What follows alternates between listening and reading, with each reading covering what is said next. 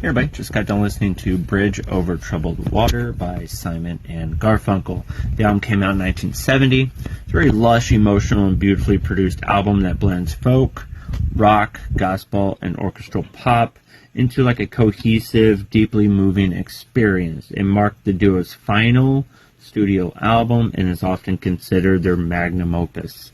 They got a lot of orchestral and gospel influences, like the title track Bridge Over Troubled Water is a prime example, starting with Paul Simon's gospel-inspired piano chords and swelling into the sort of grand orchestral climax with Art Garfunkel's angelic vocals front and center. Think emotional and spiritual cinematic.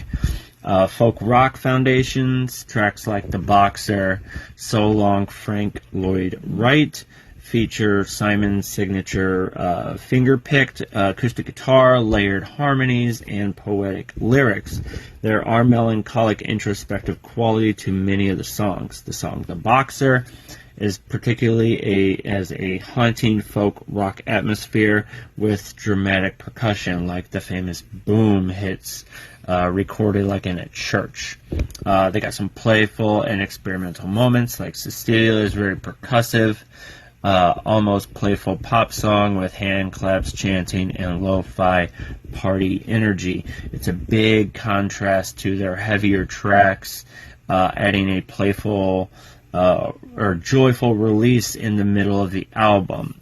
Keep the Customer Satisfied has like a brassy, upbeat rock and roll feel, almost like a nod to Elvis or early 60s soul pop. Very whirly and reflective, like If I Could, blends sort of folk, Indian folk music with English lyrics, giving the album like a global philosophical texture. The Only Living Boy in New York, written by Garfunkel, was off filming a movie, is like wistful and spacious, filled with echoing harmonies and soft floating instrumentation. I mean, this album is an absolute classic. Check this album out. Let me know what you think.